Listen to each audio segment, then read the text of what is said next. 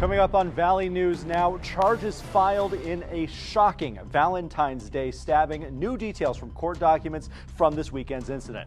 Current conditions looking cloudy after a sunny start to our Tuesday, but we're only gonna get messier, dangerous travel conditions. Chief Meteorologist Russ Thomas laying it all out. Plus, a sentence handed down after a former Cass County deputy assaulted an inmate. All the details on that coming up. Valley News Now is live.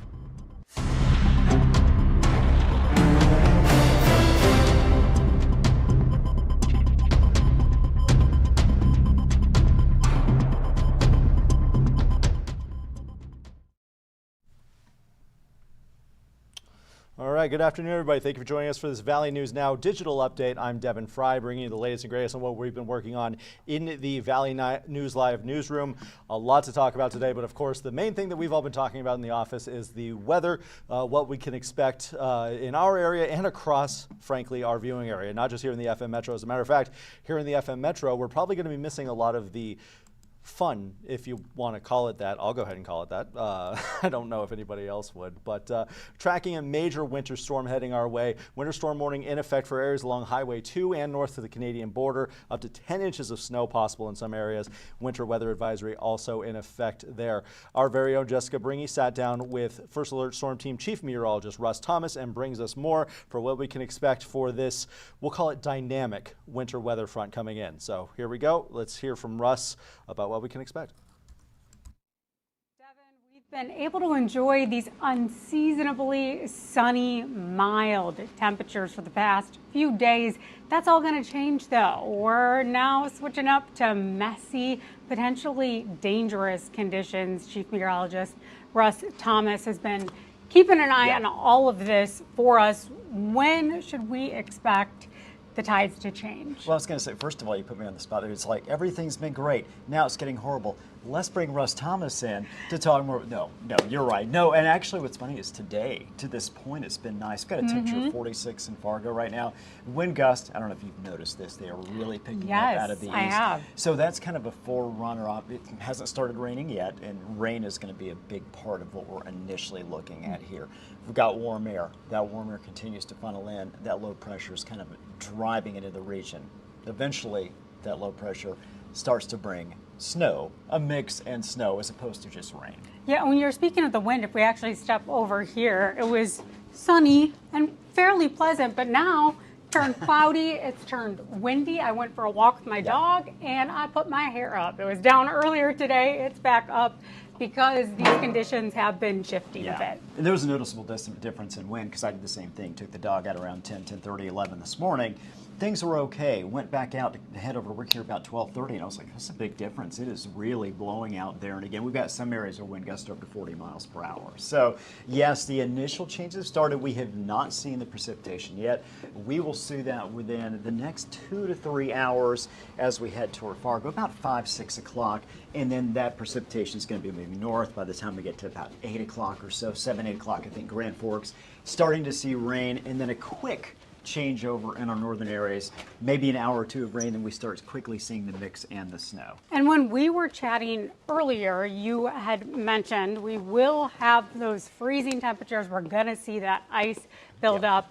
Before then, it's all melting and we're going to have flooding conditions, so it is all going to be happening. Right, and we're expecting that flooding to really have more of an impact next week, but certainly there's going to be a lot of ponding of water as well, a very wet weather system. So we've got that combination. We've reached that time of year where temperatures starting to warm. As we know, there is a big difference, and we just looked there at the where the winter storm warning and where the winter storm watch is, and you can see some of our regions here, or the winter weather advisory, I should say. Southern locations not even covered with this. You had just what, about 70, 80, 90 miles north, and a winter storm warning. It will be in effect starting at 6 p.m. this evening.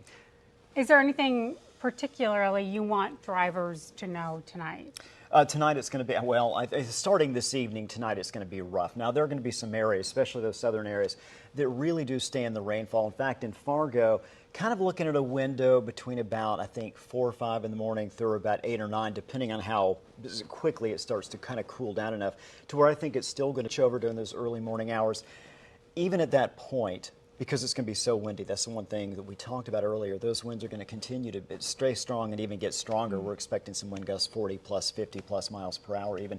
But even the spots that stay in the rain or that mix of precipitation, those winds are going to be just driving that rain, driving that mix around. So in terms of travel, I think starting as early as this evening, certainly overnight tonight, and definitely tomorrow, it is going to be tough going, I think, all the way across the region, but especially, again, you reach the line. I think really Fargo north is where we're expecting to see very, very tough travel conditions, and even more so when you get up toward Grand Forks, toward Devil's Lake region, toward Lake of the Woods country as well. Yeah, and clearly we can see that winter storm warning, winter weather advisory. So we got a mix of both, sounding like we really want to make sure that we are planning where we're headed, when we're headed there. Right. And I was going to say, and there are basically two key components that I think everyone wants to know about, right? How much snow are we going to see, and how is it going to impact travel? It is certainly going to impact travel. That, again, is going to be, I think, the key highlight here. Whether you get 6, 7, 8, 9, 10 inches of snow, or maybe even some areas, I'm looking at some of the northernmost areas, we could see up to a foot of snow. Southern areas, Fargo, right now, we're looking at about 1 to 3, so not nearly as much. The problem is because of the complexity of the system, because of the rain, of the potential ice, of snow.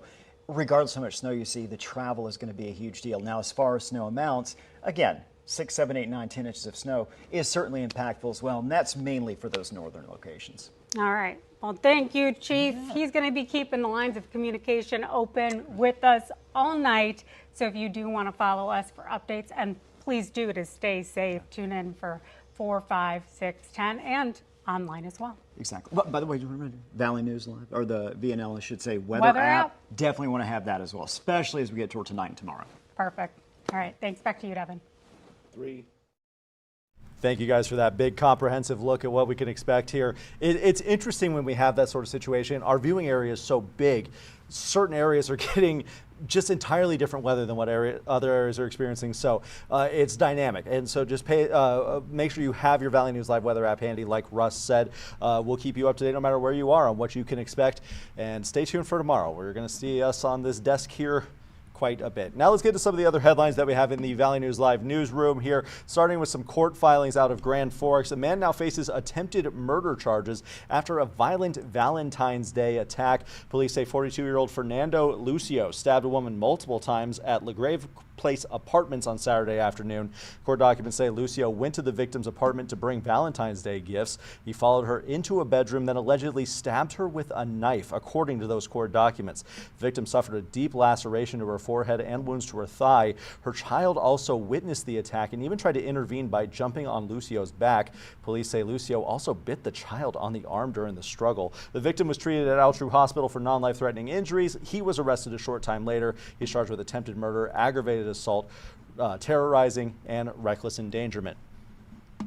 Another court filing, this one taking us across the river to Moorhead now. A Moorhead man charged with assault after police say he attacked somebody with a hammer. 39-year-old Mitchell Spitzmiller is accused of swinging a hammer at a man multiple times earlier this month.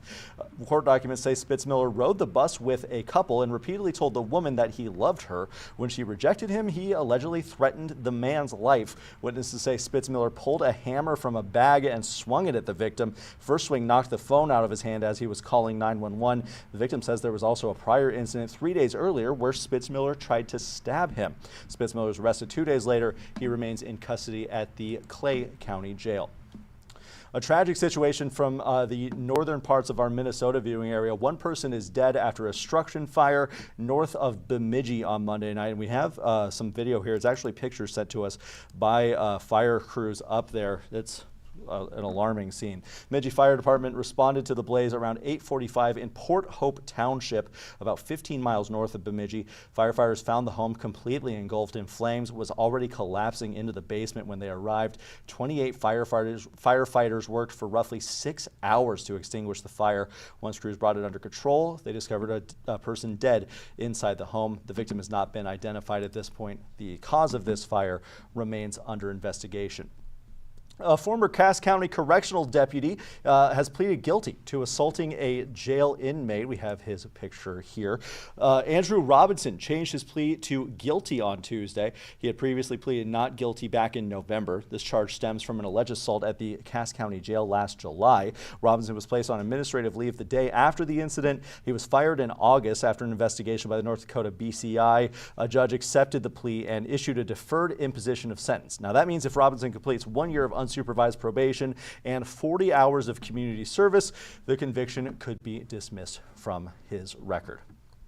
We have one more court filing today, this one from a federal lawsuit, this one involving the Lake Region Correction Center. Defendants in a federal lawsuit over a woman's death in custody at that center, denying all allegations of wrongdoing. The Lake Region Law Enforcement Center, 4 different counties in North Dakota, the city of Devils Lake, and several staff members filed their response yesterday. 37-year-old Cassandra McDonald died in November of 2023, 2 days after an apparent suicide attempt at the Lake Region Correctional Center. Her family filed a lawsuit back in October, claiming that jail staff ignored warning signs of a mental health crisis and failed to provide adequate care. In their response, the defendants deny McDonald's constitutional rights were violated. They're asserting multiple legal defenses, including immunity claims. Both sides have now requested a jury trial. Stay with us here in Valley News Live. We'll continue to follow that story as it develops. Speaking of stories we're continuing to follow as more developments come out, the Isadora Wangle case, we're continuing to stay on that. As a matter of fact, our very own Harrison Prey was out in Battle Lake, Minnesota,